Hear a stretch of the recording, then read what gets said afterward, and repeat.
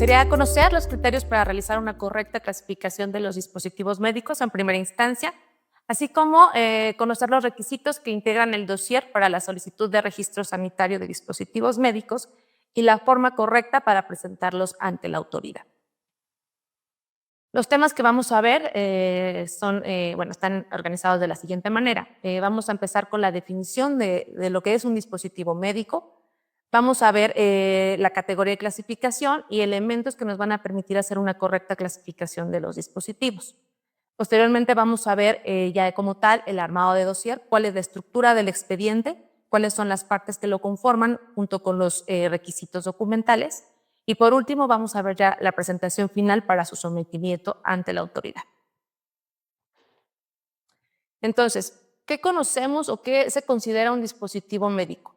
La definición es muy amplia, pero bueno, aquí vamos a tratar de explicar de manera muy sucinta qué es un dispositivo médico. Entonces, un dispositivo puede ser un implante desde un pequeñito, como un implante dental, hasta una prótesis, no sé, con una prótesis de mama, ¿no? Puede ser un material, una sustancia o un producto similar. Estaríamos hablando, por ejemplo, de un cemento óseo, de una sustancia desinfectante. Un utensilio puede ser un instrumental médico, por ejemplo. Agentes de diagnóstico. Aquí tenemos agentes de diagnóstico que se pueden utilizar en un laboratorio clínico o agentes de diagnóstico que se utilizan de manera ambulatoria, es decir, desde casa, no sé, algunas tiras de glucosa, unas pruebas de embarazo. Y también se considera un instrumento, aparato o máquina. Aquí pudiese entrar, por ejemplo, algunos equipos de uso intrahospitalario, monitor de signos vitales, ventiladores, etc.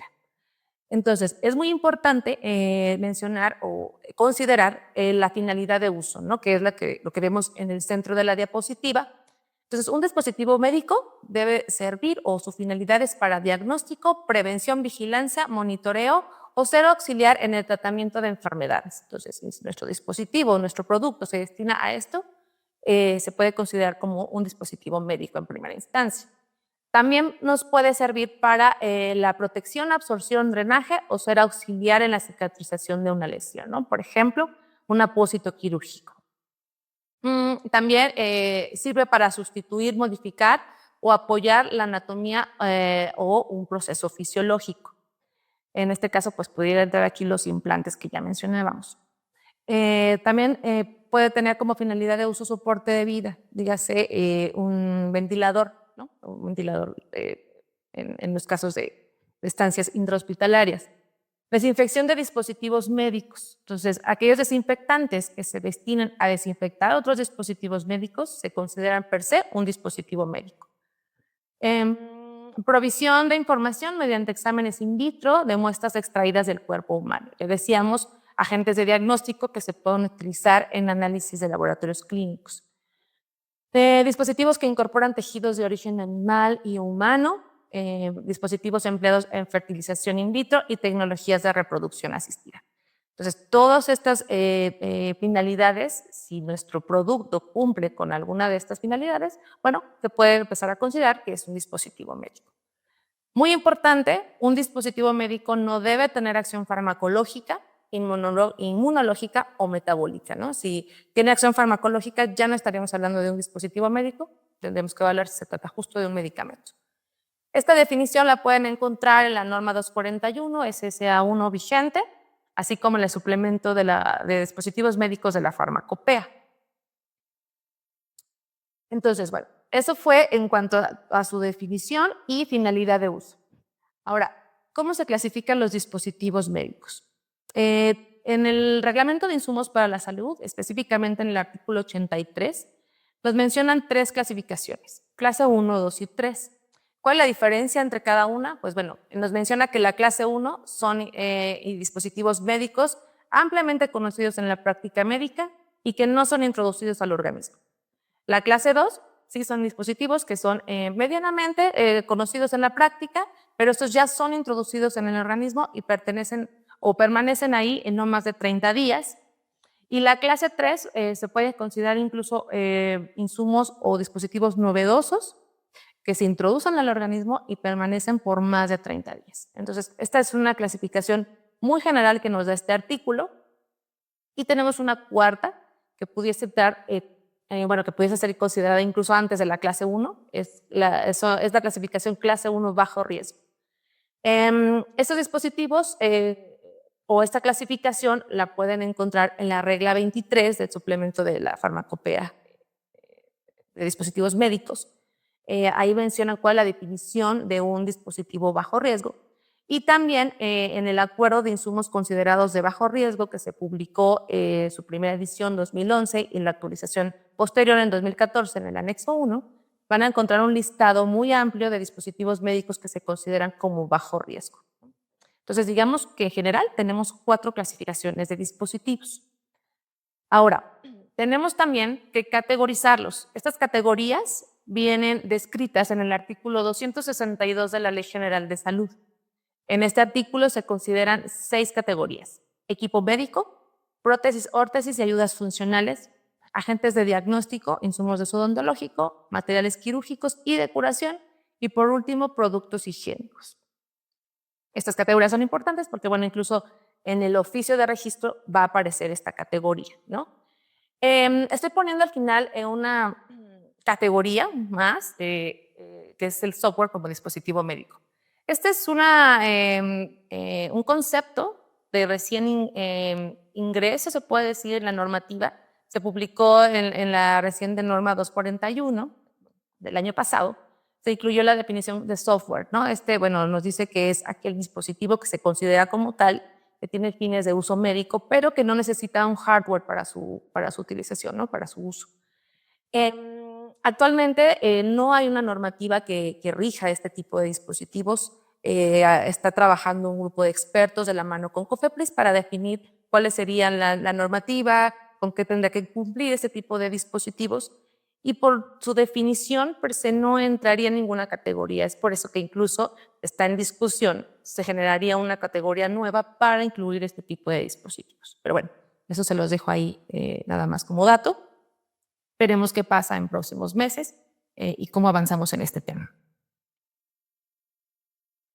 Ok, una herramienta o un elemento que tenemos para poder tener el sustento y hacer una correcta clasificación es, ya les decía, el suplemento para dispositivos médicos de la farmacopea.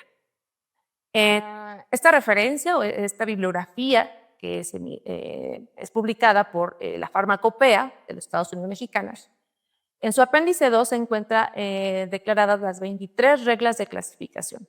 Son 23 reglas que nos van a ayudar a hacer una correcta clasificación de los dispositivos médicos basándose en diversas características que pueden tener estos, ¿no? En la pantalla pueden ver ustedes un resumen de estas características que yo las coloqué de esta manera para poderles explicar más o menos cuáles son las cualidades que se tienen que considerar del dispositivo médico y que nos van a llevar a hacer esta correcta clasificación. Entonces, primero, la primera cualidad, la primera característica es la invasividad. Es decir, qué tan invasivo puede ser mi dispositivo médico. Y por invasivo entendemos que se introduzca al cuerpo humano. Entonces, aquellos dispositivos no invasivos serán entonces aquellos que no se introducen y que quedan solamente de manera superficial o externa, es decir, en contacto con la piel, ¿no? Los invasivos, ya decíamos, son los que se introducen al organismo, y si se introducen al organismo, entonces tendríamos que definir cómo lo hacen, ¿no?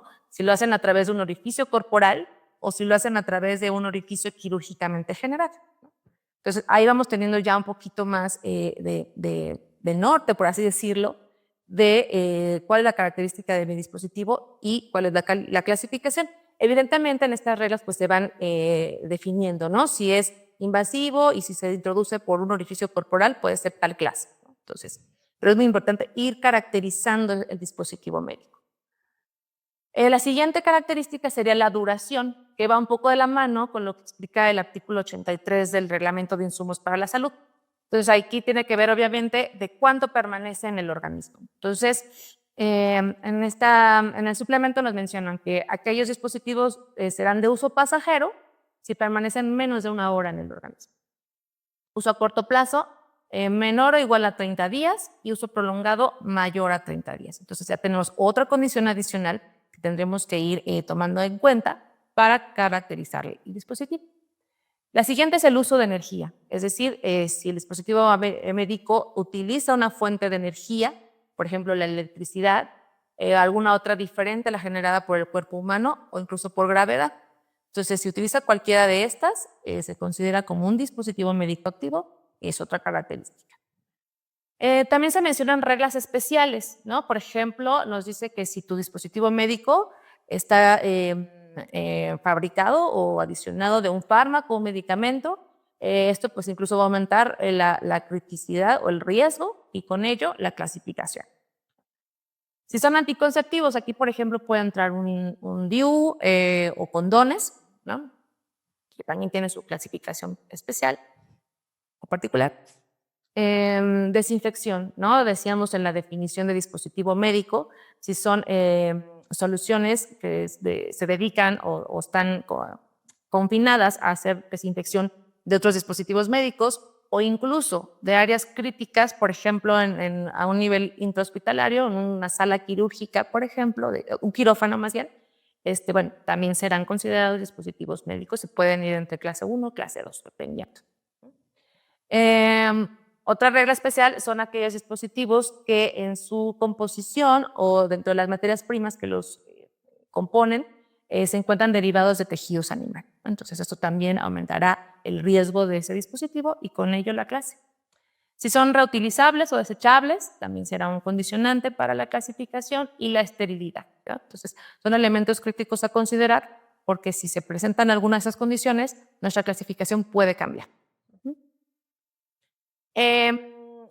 Existen 4 reglas destinadas específicamente a agentes de diagnóstico, dentro de estas 23. Y bueno, en ellas nos dicen que si contamos con reactivos, calibradores y controles, estos, bueno, tendrán una clasificación como clase 1. Eso nos dice una de las reglas. Si son medios de contraste, en México los medios de contraste se consideran agentes de diagnóstico, ¿no? Y esto lo resalto porque en otros países son considerados medicamentos. Aquí son dispositivos médicos y bueno, estos por la forma de administrarlo, bueno, más bien que se administran en el cuerpo, pues son considerados con el mayor nivel de riesgo, son clase 3. Y bueno, también tenemos aquellos agentes que se destinan a la detección de algún agente infeccioso, ¿no? Estos por lo regular están clasificados como 2, pero bueno, dependiendo también el agente es la clasificación que se les puede dar. Y por último, tenemos los productos higiénicos, que bueno, estos están destinados a ser utilizados en cavidad oral, faringe, conducto auditivo externo, nariz o vagina, ¿no? Entonces, estos únicamente son de uso externo, es decir, que estén en contacto con piel intacta. Entonces, ¿qué necesitamos, no, ahora para hacer esta clasificación? Pues de entrada, tener la farmacopea. Definitivamente tienen que adquirirla porque, bueno, aquí vienen las 23 reglas que les irán dando esta información y los podrá apoyar a hacer una correcta clasificación. Incluso al final del apéndice vienen algunos árboles de decisión que van a ser muy útiles para esto, ¿no? Y lo segundo, pues es conocer tu dispositivo médico, ¿no? Aquí, entre mejor caracterizado, por así decirlo, lo tengas, va a ser más fácil que tú puedas definir en qué regla entra y con ello hacer una correcta clasificación. Entonces, eso es muy importante para este fin. Por ejemplo, bueno, aquí les voy a presentar algunos ejemplos de cómo ciertos elementos o ciertas características nos pueden definir la clasificación de ciertos dispositivos médicos que en principio pueden tener la misma finalidad, pero si la característica o si cuenta con una característica en particular, puede ser crítica para su clasificación. Entonces, el primer ejemplo que les presento es una bata quirúrgica reutilizable o desechable, ¿no? Esta, en el acuerdo que ya les comentaba, publicado en el 2011, 2014, nos lo mencionan como un dispositivo médico clase 1 bajo riesgo. Pero ¿qué pasa si ahora esa misma bata o una bata quirúrgica la tengo en presentación estéril, ¿no?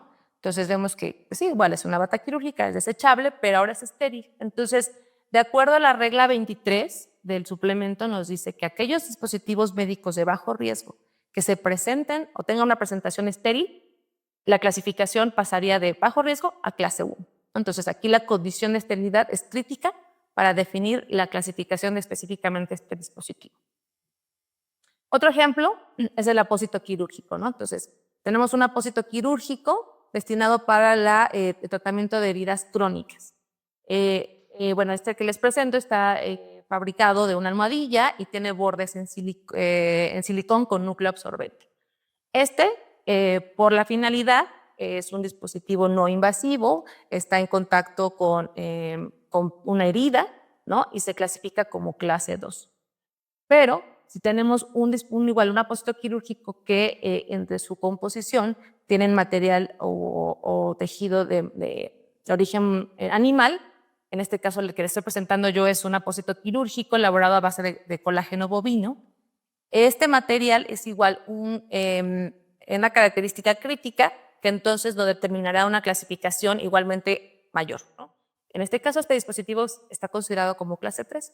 Entonces, vemos que ambos son apósitos quirúrgicos, ambos están destinados para la atención de heridas crónicas, pero el material con el que están elaborados es un elemento crítico para definir en qué clasificación se va a poner, ¿no? Entonces, es muy importante, repito, tener bien caracterizados estos dispositivos médicos para que sea mucho más fácil la clasificación, porque eso va a impactar mucho ya en la conformación del dossier y lo vamos a ver más adelante.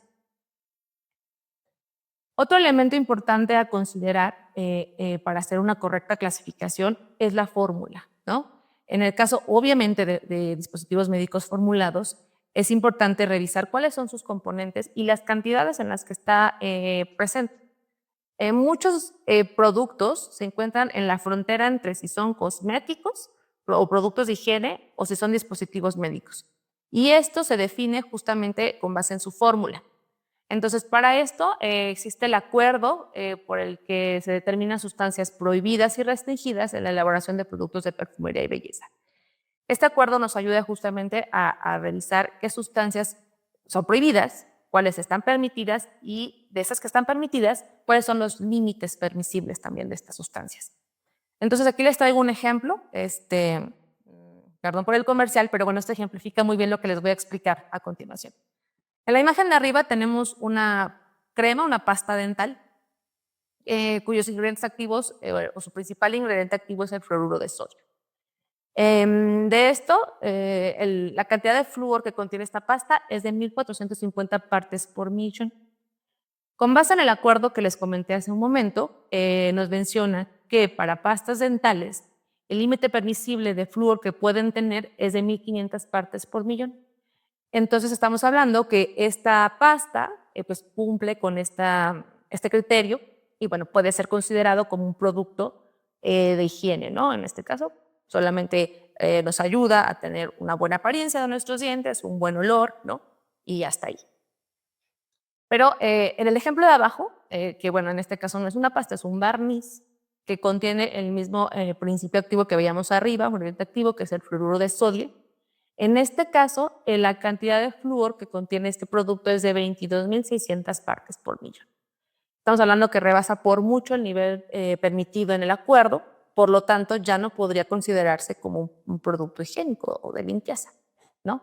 Incluso en la propia finalidad de uso que tiene cada uno de estos productos. Ya decíamos, el de arriba es únicamente mejorar apariencia, olor, pero el de abajo se destina a la atención de hipersensibilidad dental y, por ejemplo, desmineralizaciones en los dientes. Entonces, si nos regresamos un poquito a la definición de dispositivo médico, el segundo producto pues estaría destinado al tratamiento de una enfermedad, en este caso la hipersensibilidad dental, ¿no? Entonces, y a la prevención, ¿no? Con la atención de las desmineralizaciones.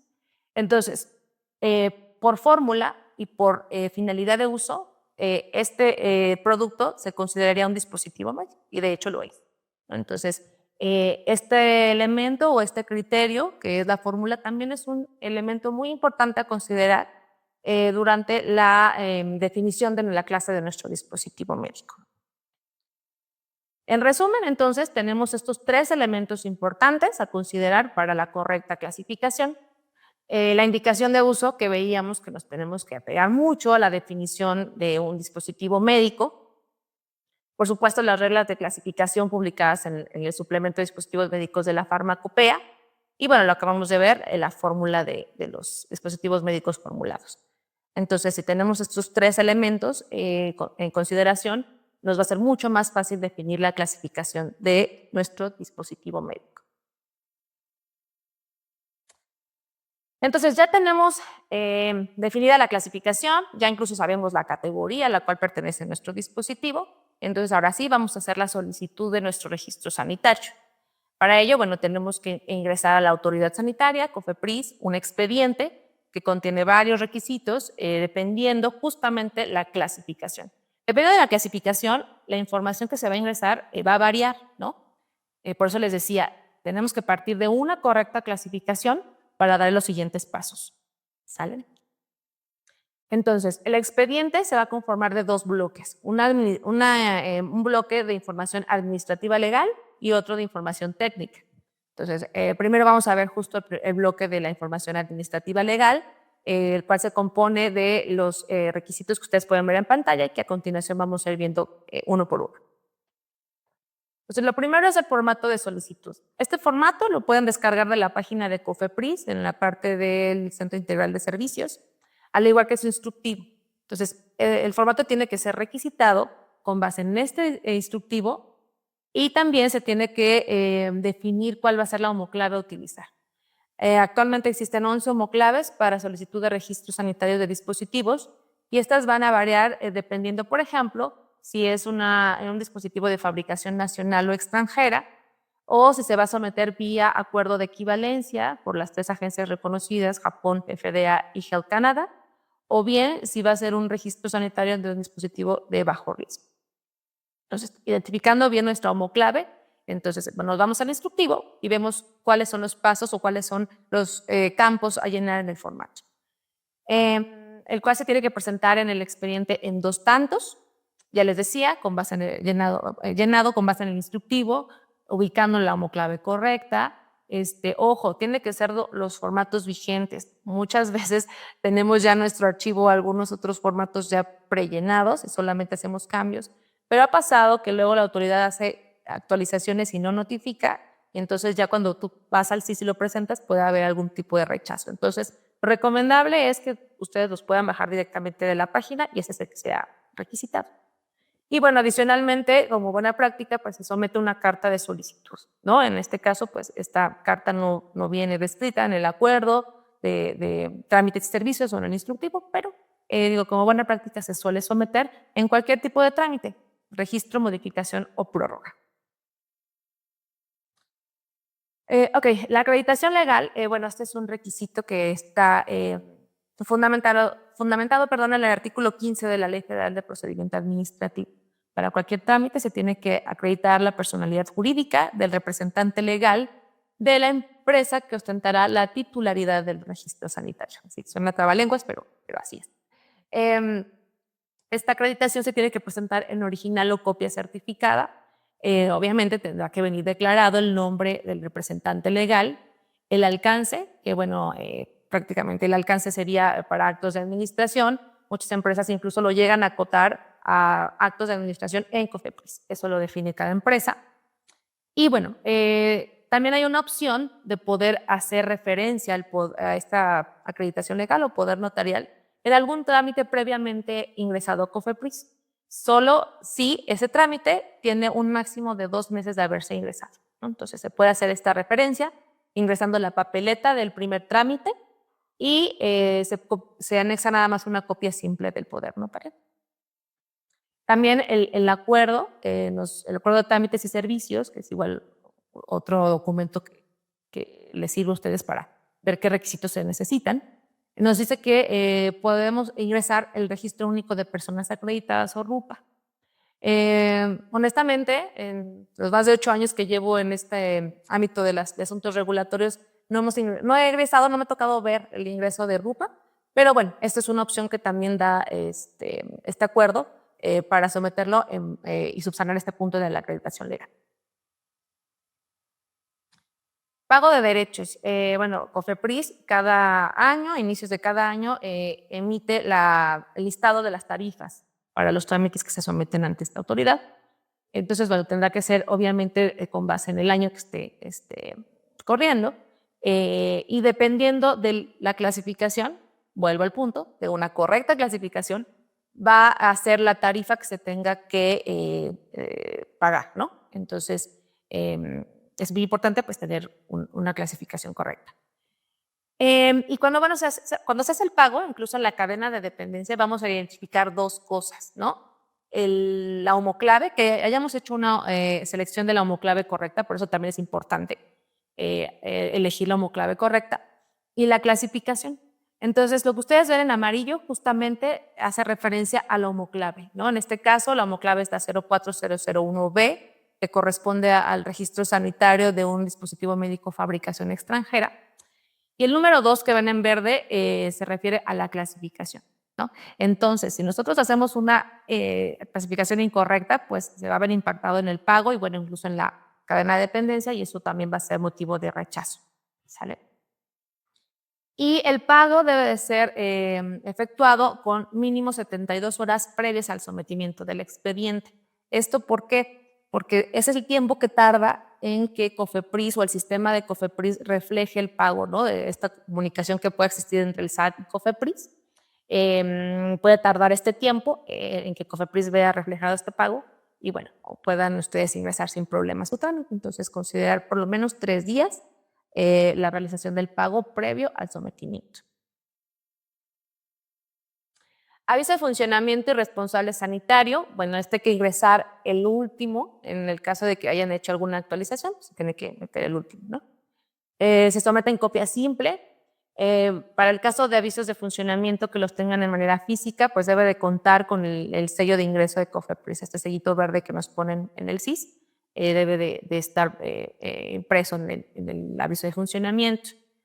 O bien, si lo hacen de manera digital, ¿no? Recientemente, pues ya se abrió para alta, modificaciones o bajas de aviso de funcionamiento la plataforma DigiPris.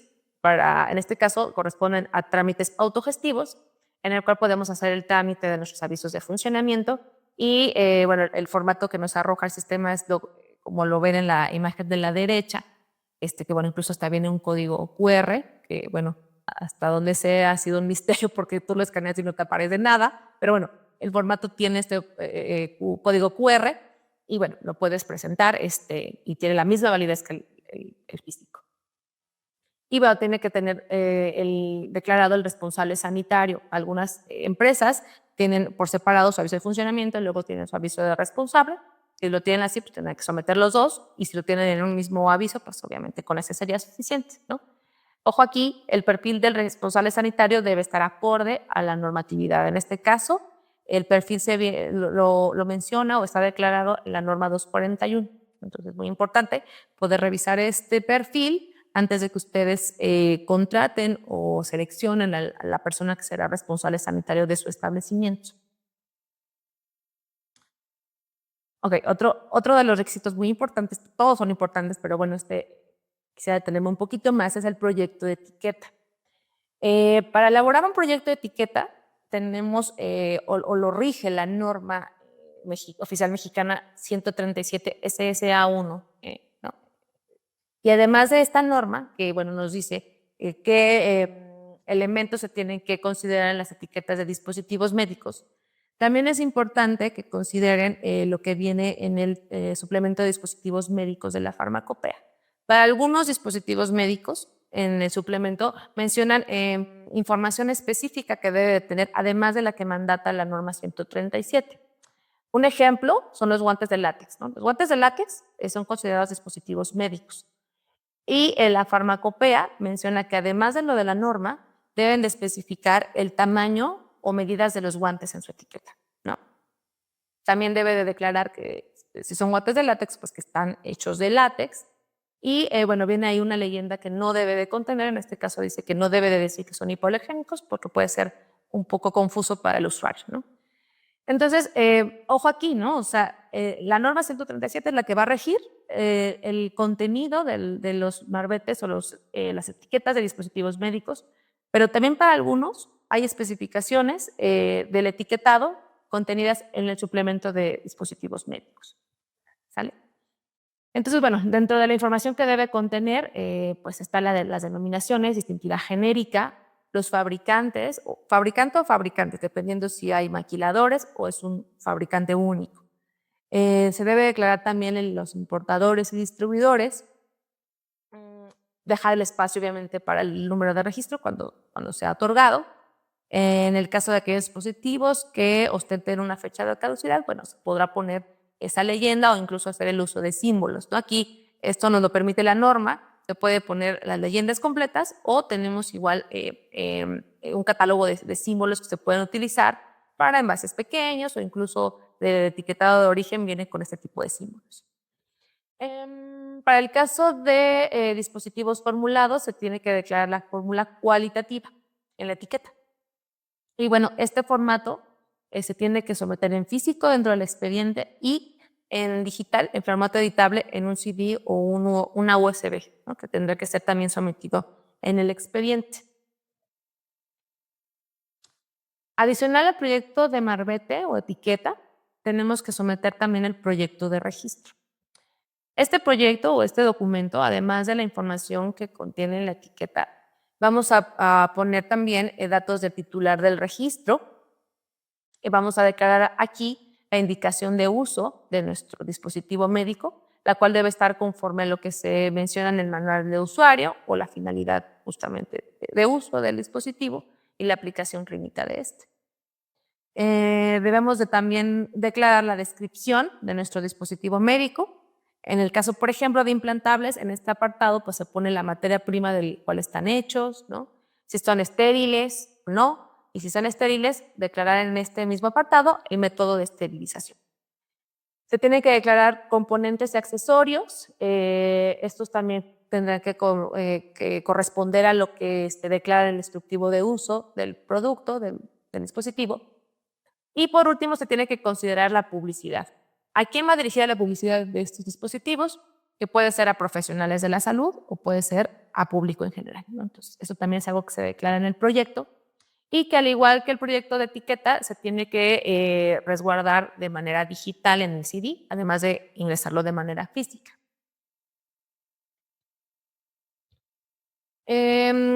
Otro documento que se tiene que ingresar en este apartado es el certificado de libre venta. Este, como su nombre le indica, es un documento que nos va a avalar la libre venta del producto en el país de origen. Este documento se tiene que someter en original o copia certificada. Debe estar debidamente legalizado por apostilla o por consularización, dependiendo si el país de origen está en el convenio de la Haya o no. Tiene que ser emitido en el país de origen, ¿no? En este caso, si ustedes cuentan con un fabricante legal y un maquilador o un fabricante real, lo ideal es que el certificado venga del país del fabricante legal. Si por alguna razón no cuenta el fabricante legal con este, se puede someter el del fabricante real, siempre y cuando se someta adicional un documento legal que acredite la relación entre ambos fabricantes, que prácticamente es el convenio de maquila, ¿no? Entonces, ingresando el convenio, se puede presentar el CLB del país donde se esté manufacturando el dispositivo. Y bueno, debe de incluir la denominación del producto o los códigos. En caso de que tengan muchos códigos, deben estar declarados en el certificado. Y bueno, aquí no lo puse, pero evidentemente tendrá que ser un documento vigente. Otro documento es el certificado de buenas prácticas de fabricación. Este, al igual que el CLB, se tiene que ingresar en original o copia certificada. Este certificado debe ser emitido por alguna autoridad sanitaria o bien por un organismo de certificación. Debe de estar igualmente legalizado. Y bueno, si no se cuenta con un certificado emitido por autoridad sanitaria, los equivalentes es un certificado bajo el estándar ISO 13485, un certificado del marcaje CE o incluso, por ejemplo, en los certificados de libre venta emitidos por FDA en Estados Unidos, viene una leyenda que avala las buenas prácticas de fabricación bajo las cuales se manufacturó ese dispositivo y se puede someter el CLB como equivalente al certificado de buenas prácticas. Debe de contener razón social y domicilios que estén en concordancia con, en este caso, bueno, nuestro proyecto de registro, que es el que nos va a autorizar COFEPRIS. Debe de estar vigente, como ya les decía, y debe avalar la línea de producción, ¿no? Entonces, ahí no se puede decir implantes dentales y entonces nuestro producto debe corresponder justamente a un implante dental con todos sus códigos, ¿no? Otro documento es el convenio de maquila. Este se presenta solo si cuentan con fabricante legal y un maquilador, evidentemente, y que estos no sean filiales. Pasa muchas veces que si son filiales, son empresas filiales, no le aplica este convenio y se puede omitir del expediente. Este se tiene que ingresar igual en original o copia certificada, debidamente legalizado. En el caso de fabricantes nacionales, tiene que ingresar notariado. Bueno, también para fabricación extranjera. Tiene que estar firmado por ambas partes y, bueno, debe estar definida las responsabilidades, ¿no? Que básicamente lo que la mayoría suele decir es que el fabricante o el maquilador pues va a estar fabricando el producto bajo las especificaciones de calidad y de fabricación que le indique el fabricante legal. Entonces, esto debe de estar incluido en el convenio, junto con las firmas de cada uno de los fabricantes. Y por último, de este bloque administrativo legal tenemos la carta de representación, la cual es una carta que emite el fabricante legal del producto hacia el titular y distribuidores. Mismo caso que en el convenio de maquilas, si no son filiales, entonces se tiene que presentar. Si son filiales, pues se puede omitir este requisito. Por lo general se somete, bueno, más bien, si ustedes o en su registro se va a ostentar una empresa como titular y empresas distintas como importadores y distribuidores, entonces se tendrá que presentar una carta de representación emitida hacia el titular y una carta de representación emitida para los distribuidores o el distribuidor importador, ¿no? Eso es como el deber ser. La verdad que a mí me ha tocado ver incluso cartas donde ponen todo, ¿no? El alcance para el titular y el alcance para distribuidores. Pero lo ideal es que cada uno tenga su carta de representación o carta de distribución, dependiendo de la figura a la cual se esté emitiendo. Como los documentos legales que ya vimos, se someten original o copia certificada, debidamente legalizado, y bueno, debe tener especificado o declarado el alcance, ¿no? En este caso, para titulares, pues tendrá que venir que se autoriza o el fabricante autoriza que tal empresa sea el titular de sus registros acá en México, o bien para distribuidores, pues eso, ¿no? Que puedan ser los distribuidores de ese producto. Bueno, ahí el fabricante define el alcance completo. Y bueno, una actualización que ya no está tan actual, la verdad es que esto se emitió el año pasado, en mayo del 2021, pero es algo muy importante que quiero comentarles porque, bueno, impactó en gran medida en la cantidad de información que se somete en los expedientes. Entonces, les decía, en mayo del 2021 se emitió un decreto por el que se modificaban algunos artículos del Reglamento de Insumos para la Salud. Estas modificaciones impactaron en gran medida en modificaciones y prórrogas tanto de dispositivos como medicamentos, pero un artículo en particular, es el 153, fue modificado, el cual, bueno, anteriormente decía que todos los documentos que acompañen las solicitudes de registro sanitario se deben encontrar en español, ¿no? Entonces, ¿qué implicaba esto? Pues que obviamente había que hacer traducciones de toda la documentación, tanto legal como técnica, y pues nos salían unos legajos enormes, ¿no? De los dossiers. Ahora, a partir de este decreto, esta reforma, pues bueno, la autoridad ya permite que sean ingresados también documentos en inglés, lo cual nos dio pauta para tener expedientes mucho más pequeños. Obviamente esto impactó en costos incluso para la industria, ¿no? Y bueno, facilita a mayor medida en el ingreso de los expedientes, ¿no? Que se hagan de manera más rápida, puesto que la mayoría de los expedientes de fabricación extranjera vienen en este idioma. Entonces, bueno, ahora se someten en español o en inglés. Si de origen vienen en un idioma diferente estos dos, entonces sí se tendrá que presentar una traducción. En el caso de la documentación legal, tendrá que ser traducida por perito traductor. En el caso de la información técnica, bueno, pues tendrá que ser emitida en traducción simple, perdón. Bien, entonces, bueno, ese fue el bloque administrativo legal, ¿no? Ahora vamos a ver la parte técnica del dossier, el cual, pues, bueno, se compone por los requisitos que ustedes ven en pantalla y que, al igual que el bloque anterior, vamos a estar revisando cada uno de ellos. La información general, bueno, este es un documento que puede ser emitido por el fabricante o incluso por el titular del registro. Es un documento meramente informativo, el cual debe de contener las denominaciones genérica distintiva del dispositivo, la descripción y finalidad de uso. De hecho, estas tendrán que coincidir con lo que estemos declarando en el proyecto de registro. La forma física puede ser sólido, líquido, gaseoso. La fórmula, en el caso obviamente de formulados, componentes y accesorios, la categoría y la clasificación, ¿no? Entonces, todos estos datos son los que deben de venir en el documento. Y adicionalmente, a manera igual de darle mayor información de nuestro producto a la autoridad, podemos incluir algún catálogo, hoja de datos o incluso para cuando tenemos diferentes presentaciones, es altamente recomendable integrar un cuadro comparativo, ¿no? Con cuáles son las diferencias de estas presentaciones. Eso también nos ayuda a sustentar el por qué las estamos considerando en un mismo registro. El instructivo de uso, bueno, este es emitido por fabricante, debe de tener la denominación distintiva de nuestro dispositivo, finalidad de uso, descripción, presentaciones, listado de componentes.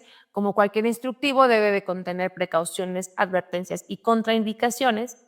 Y para aquellos dispositivos médicos que se tengan que esterilizar previo a su uso o que sean reesterilizables, debe de contener el método de esterilización, ¿no? En el caso de los implantes, deben de incluir también, adicional al instructivo, la técnica quirúrgica, es muy importante. Y ojo, este documento es el único que sí o sí tiene que venir en español, ¿no? Evidentemente por el riesgo que implicaría emitirlo en algún otro idioma, tiene que someterse en español. Tiene que ser legible, ¿no? Muchas veces tenemos estos instructivos de uso que traen 20 idiomas, se nos hace un mapa gigante, y cuando se somete, pues se ve la letra muy pequeñita, ¿no? Entonces, esto puede ser motivo de rechazo de la autoridad. Entonces, es importante que si lo tenemos de esta manera, pues se haga una ampliación de la parte en español y esa es la que se someta en el expediente.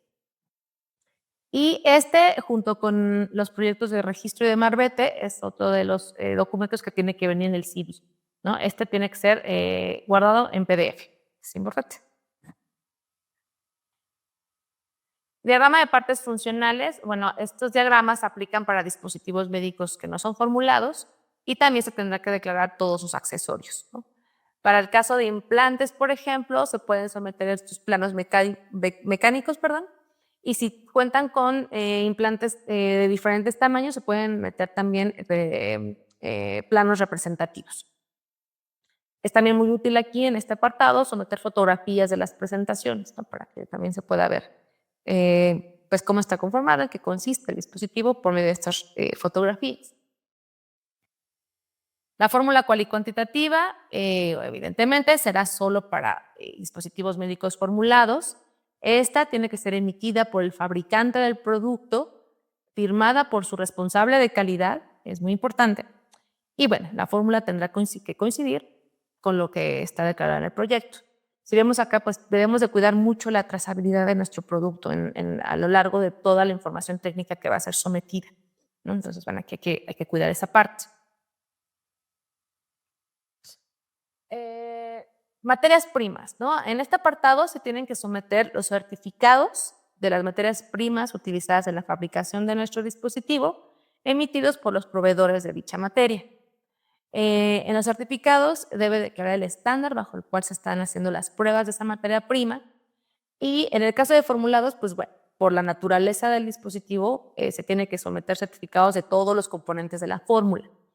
Hay dispositivos por ejemplo, en el caso de equipos o de material quirúrgico, hay muchos que no están en su totalidad en contacto con el paciente. Aquí lo que se puede hacer es una tabla donde se declare qué componentes están en contacto y de esos componentes cuáles son las materias primas, ¿no? De los que están fabricados y de esas serán los certificados que se tendrán que someter. Aquí importante decirles que un datasheet no es un certificado de materia prima, porque me ha tocado ver que meten datasheet para subsanar este punto, entonces eso no es aceptable. Y bueno, que para el caso de accesorios o componentes de equipo médico, este punto se puede subsanar con la parte de biocompatibilidad. Entonces, si tenemos biocompatibilidad de los accesorios o componentes, podremos omitir este punto. Y bueno, también considerar que para dispositivos médicos que tengan componentes de origen humano, Esto lo vemos mucho en agentes de diagnóstico que tienen algún componente humano, suero, demás. Considerar el ingreso del certificado de ausencia de anticuerpos de VIH, hepatitis y sífilis. Eso es algo que te piden dentro del expediente. O bien, si es un dispositivo que tiene componentes de origen animal, se debe someter el certificado de que están libres de TSE o BCE, que es la encefalopatía espongiforme transmisible o bovina.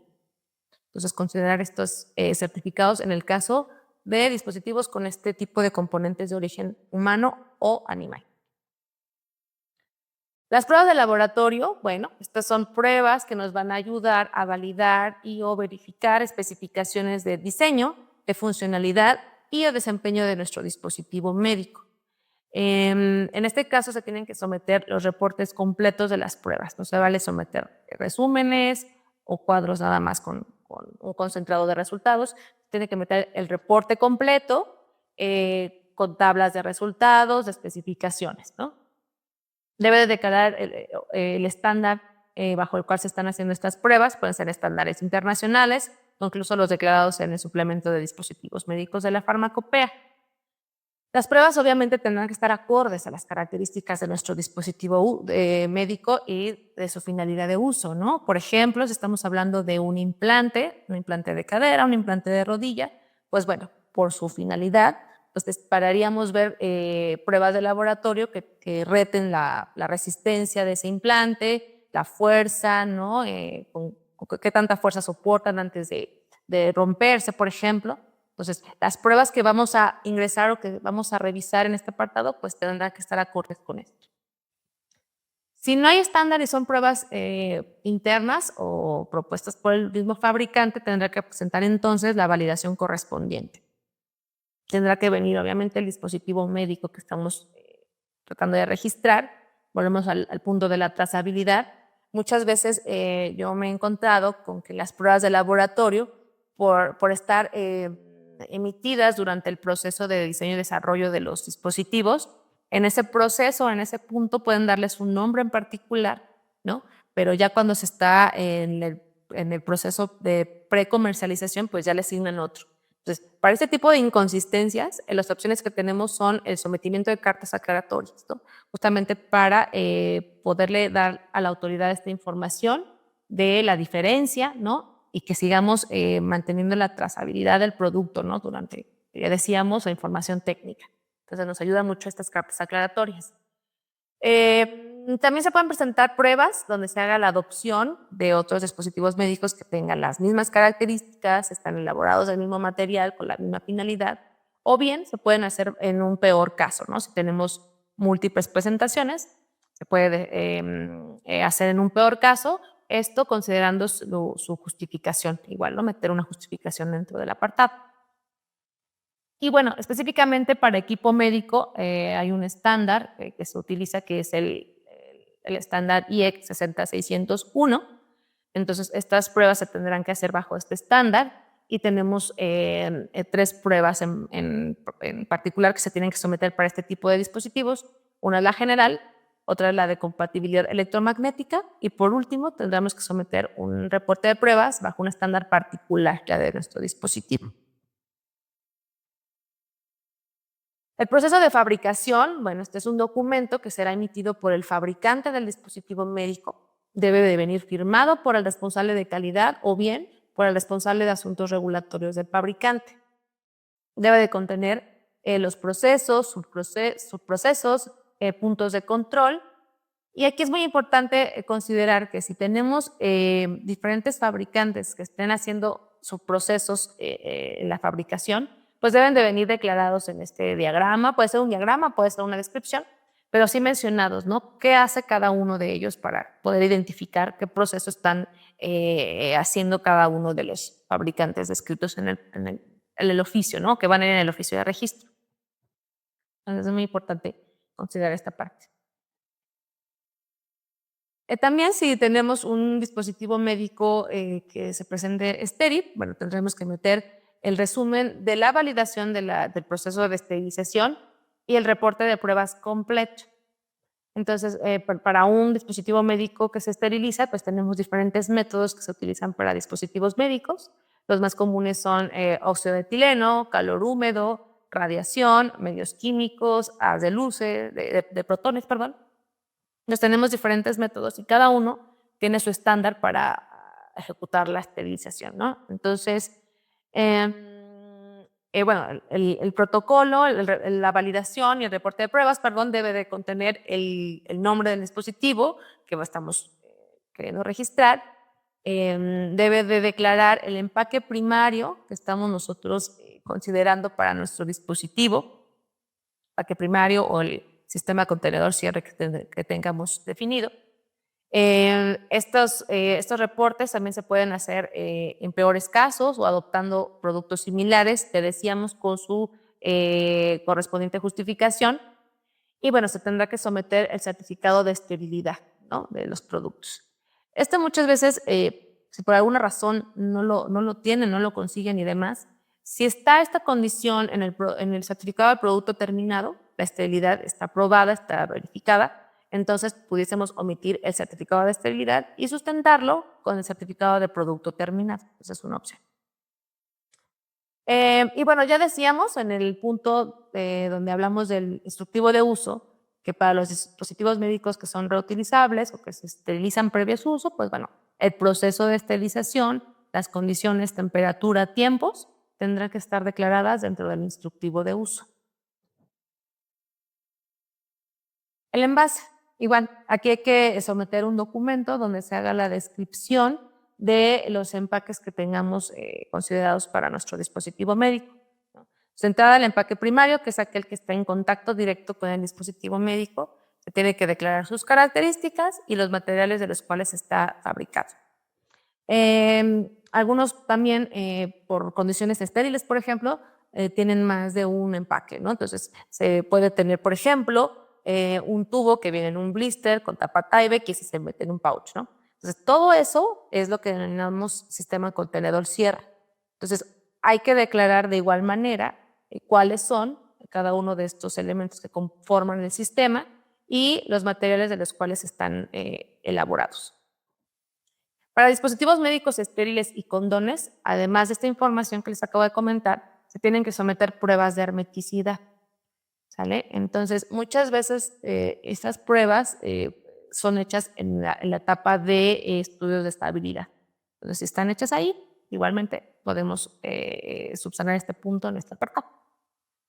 Y bueno, también se pueden someter fotografías. De hecho, es bastante recomendable someter fotografías para que la autoridad pueda visualizar cómo se encuentra este sistema contenedor de cierre o incluso el envase, ¿no?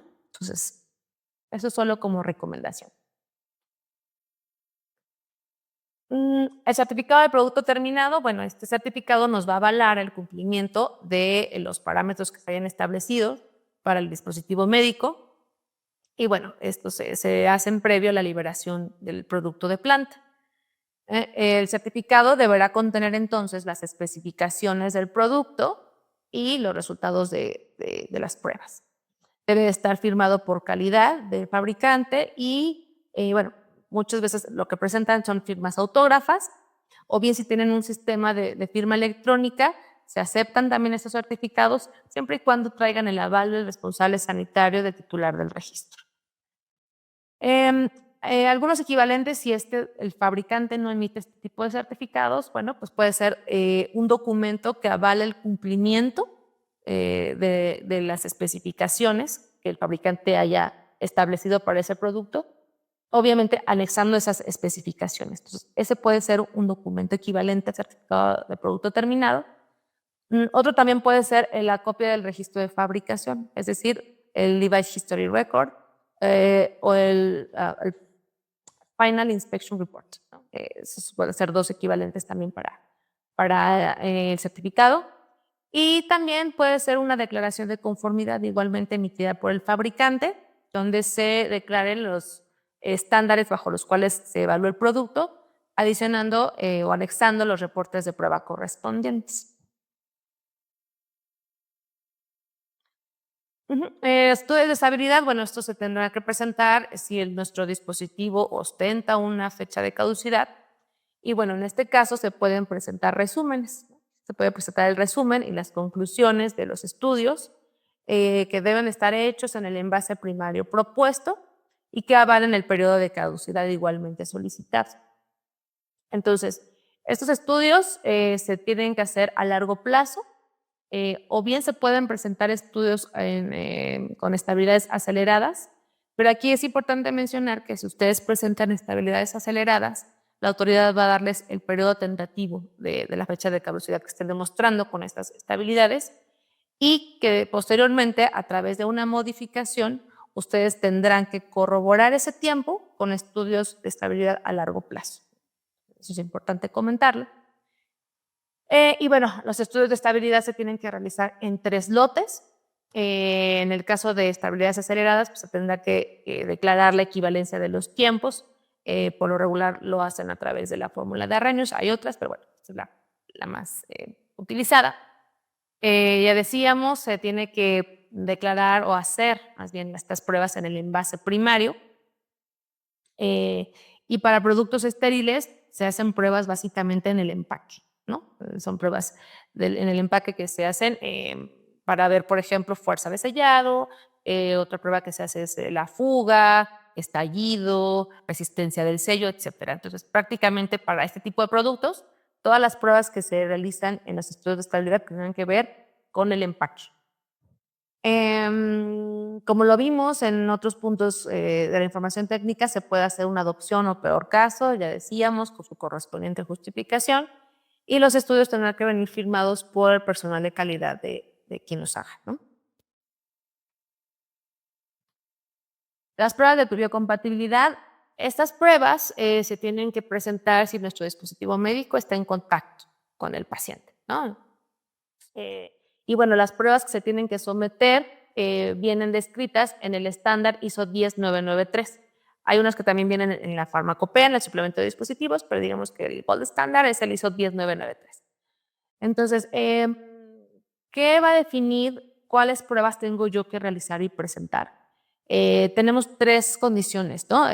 O 3 condicionales principales para definir las pruebas a someter. La primera es el tipo de dispositivo médico. Entonces, de hecho, en el documento, en el ISO 10993, van a encontrar una tabla donde vienen estas condicionantes. Ustedes tienen que ir definiendo las características de su dispositivo y con ello revisar las pruebas que tienen que realizar. Entonces, en cuanto a tipo de dispositivo, tendrán que ver si es un dispositivo médico de superficie, o puede ser un no invasivo, por ejemplo, o bien si tiene comunicación externa, se introduce algo al organismo. O por último, si es un dispositivo médico implantable. El segundo condicional es el tipo de contacto que va a tener con el organismo. Es decir, si va a estar en contacto con piel intacta, con mucosas, o si va a estar en contacto con superficies comprometidas. También si va a estar en comunicación directa o indirecta con tejido hueso dentina. Y también si va a estar, o sea, se va a introducir al sistema circulatorio, ¿no? Entonces, ese es el segundo condicional. Y el tercero, como ya también lo hemos visto, es el tiempo, ¿no? Si permanece menos de 24 horas, más de 24 horas o más de 30 días. Entonces, dependiendo de la permanencia en el cuerpo, serán las pruebas que vamos también a presentar. En este caso, se tienen que someter los reportes completos. Igual no es válido, o más bien la autoridad, si ustedes someten resúmenes, les va a requerir los reportes completos. Y bueno, estos estudios se pueden hacer tanto en producto terminado como por materia prima, ¿no? Se puede tener esas 2 opciones. Y para productos o materia prima, en este caso, que sean ampliamente conocidos, se puede meter, por ejemplo, en el caso específico de aleaciones o metales, los estándares internacionales que existen tienen, tienen un apartado de biocompatibilidad, donde ahí se sustenta que esa aleación o ese metal es ampliamente conocido, tiene un historial médico bien sustentado y que son biocompatibles con el organismo. Entonces, en lugar de hacer todas las pruebas, se puede meter este apartado de los estándares y se puede subsanar este punto con este documento. Los estudios clínicos, bueno, estos estudios deben de someterse los reportes completos de los estudios. La mayoría de los casos se presentan evaluaciones clínicas hechos por expertos donde se evalúa el producto y se compara a lo mejor con un producto similar que ya está en el mercado y se presenta esta evaluación completa, ¿no? Obviamente, el reporte o la evaluación tiene que mencionar nuestro dispositivo a registrar, y ya les decía que estas evaluaciones clínicas que suelen someterse, bueno, hacen un comparativo de un producto que ya está en el mercado y que cuente con las mismas características, materiales, finalidad que el que queremos nosotros registrar. Y por último, solo para algunos dispositivos médicos se tiene que someter la evaluación de la eficacia, de su eficacia. ¿Cuáles son? Bueno, en este caso aplica para agentes de diagnóstico destinados a la detección de VIH, de hepatitis B y C, sífilis o enfermedades nuevas. Caso COVID, ¿no? Para estas pruebas, estos kits de detección de SARS-CoV-2, que se dio el boom al inicio de la pandemia y durante ella, bueno, para aquellos fabricantes y titulares que querían registrar estos productos, pues tenían que hacer esta evaluación de la eficacia, ¿no? Esta, bueno, se realiza en instituciones autorizadas por COFEPRIS o laboratorios, ¿no? En el caso particular de los agentes que les acabo de comentar, pues se hacen directamente en el INDRE, ¿no? Y el INDRE es el que emite este tipo de reportes que pueden ver en la pantalla. Bueno, justamente es un reporte de una prueba rápida para SARS-CoV-2 que está publicada en la página del INDRE y bueno, nada más se las puse ahí a manera de que ustedes puedan ver cuáles son los reportes que esta institución emite.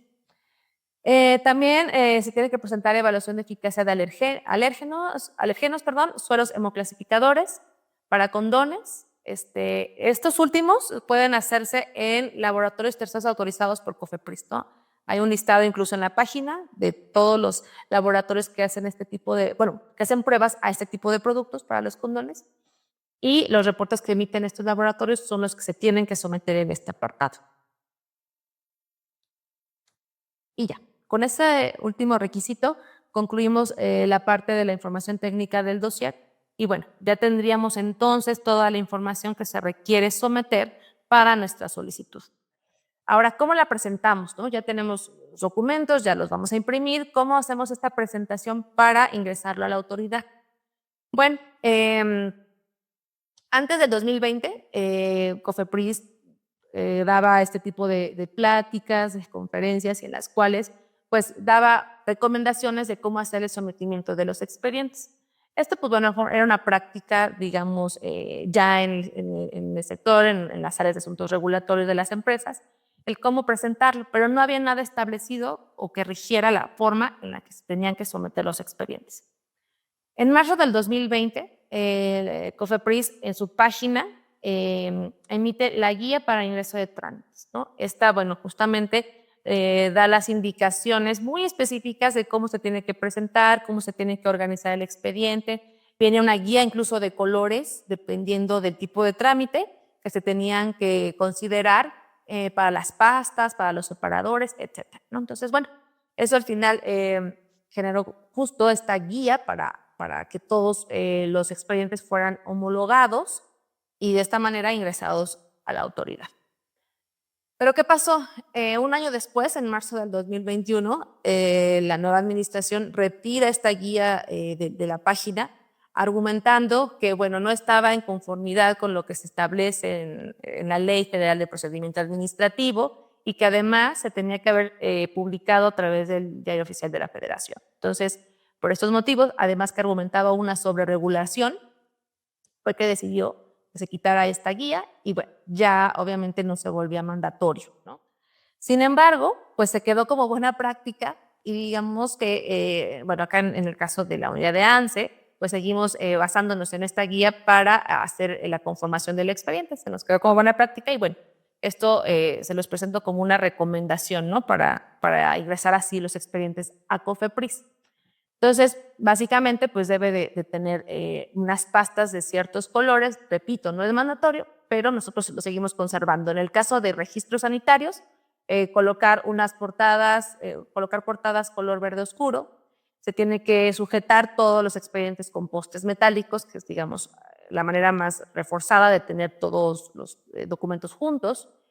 y cada uno de los legajos debe estar identificado con el nombre del titular, las denominaciones del producto y el número de legajos, ¿no? En esta guía nos decía que evitemos a subrayar, ocultar información, ¿no? Incluso poner banderillas o post-it. ¿Esto por qué? Me tocó una vez asistir a Cofepris con dictaminadores del área de medicamentos y lo que decían es que cuando ellos están revisando el expediente, pues tienen que quitarle todas las banderitas y post-it que luego solemos ponerles y eso les implica obviamente tiempo. Entonces, por eso es que ellos daban esta recomendación que evitemos ponerle cualquier tipo de marcadores o incluso meterlos en protectores de hojas. Entonces, eso también tratar de evitarlo para también ahorrarles tiempo a los dictaminadores de Cofepris. El foliado tiene que ser de atrás para adelante, forma ascendente, de preferencia, pues que esté el folio en la parte superior derecha, con un color diferente al color de las impresiones. En este caso puede ser rojo o azul, y los documentos legales, por su naturaleza, no se deben foliar.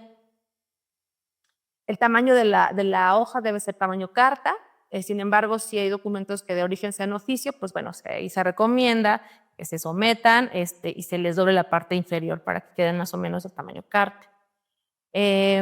Los documentos que se pueden ingresar en protectores son documentos legales o documentos que soliciten ustedes su devolución, ¿no? Serían los únicos que se someten en protectores de hojas. Y los medios digitales, ¿no? Ya veíamos durante las diapositivas de la información técnica y administrativa cuáles eran los documentos que se tenían que someter en formatos editables y PDF en un CD o decíamos también en una USB. Entonces, esto se recomienda pues, poner un protector de hojas donde se introduzca el CD en un sobre de papel o la USB y se ponga una hoja donde se describa cuál es el contenido del CD o la USB. Y bueno, ahí podemos ponerle algún cierre con un diurex o algo así para evitar que se salga, ¿no? el contenido del sobre o del protector. Y bueno, cada legajo debe tener su carátula, la cual pues se recomienda que contenga los siguientes datos. Dejar en un espacio para que Cofepris ponga el número de entrada, la homoclave, el nombre del trámite con su modalidad, razón social, domicilio del titular, el tipo de solicitud, los folios que se contienen en cada uno de los legajos y el número total de legajos, ¿no? Esto, bueno, de acuerdo a la guía lo pedía con firma del responsable sanitario o representante legal, pero bueno, si no la tiene tampoco pasa nada. Y también deben integrar una tabla de contenido o índice de toda la información que se esté integrando en el expediente.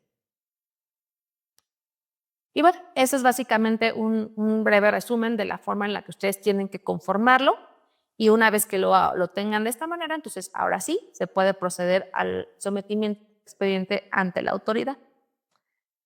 Y bueno, con esto damos por concluidos los temas que estaban estipulados en nuestro temario y llegamos a la parte de conclusiones. Entonces, la primera, pues bueno, hablábamos justo de qué es un dispositivo médico, cuáles son los elementos que se tienen que considerar para su correcta clasificación. Entonces, definimos tres, ¿no? Tres elementos importantes. La indicación de uso, que bueno, viene en la definición, las reglas de clasificación contenidas en el suplemento de la farmacopea y para el caso de formulados, pues también la fórmula. Entonces, decíamos también que entre más caracterizado tengamos nuestro producto, va a ser mucho más fácil hacer una correcta clasificación. Ya la parte de la conformación del expediente o el armado del dossier, la información administrativa, bueno, por la naturaleza de los documentos que la integran, pues se tiene que presentar en original o copias certificadas. Mucho cuidado con la vigencia, ¿no? Y esto, bueno, aplica para certificado de libre venta, certificado de buenas prácticas de fabricación. Este tipo de documentos deben de venir legalizados, muy importante. Si no vienen legalizados, pues será motivo de rechazo. Y el pago, ¿no? También el pago tendrá que venir conforme a la clasificación del dispositivo médico. La información técnica, bueno, vimos también que en su mayoría debe ser emitida por fabricante. Muy importante que tengan las firmas correspondientes. Muchas de las solicitudes de la autoridad que nos ha tocado ver han sido porque no contienen las firmas, ¿no? Firmas de calidad, te decíamos, de asuntos regulatorios o lo que corresponda, ¿no? Y bueno, cuidar esta trazabilidad en todos los documentos en la parte técnica, que se mencione nuestro producto, que se mencionen los códigos, y si no es exactamente el nombre o hay alguna diferencia, pues tenemos la opción del sometimiento de cartas aclaratorias. Y por último, tenemos el ingreso, ¿no? Que ya lo vimos en las últimas diapositivas, cómo se tiene que realizar. Decíamos que nos podemos basar en la guía que en su momento estuvo publicada, sí, pero bueno, definitivamente recalcar que no es mandatorio, ¿no? Es una forma, es una guía que al final nos va a ayudar a nosotros como solicitantes del registro a que la autoridad tenga una forma más ordenada de la revisión, encuentre más fácil la información y bueno, con ello pues se reduzcan incluso tiempos de resolución y hasta de emisión, ¿no? Y bueno, por mi parte es todo. Espero que esta información haya sido de gran ayuda para ustedes, que sea útil para aquellos que tienen un proceso de solicitud de registro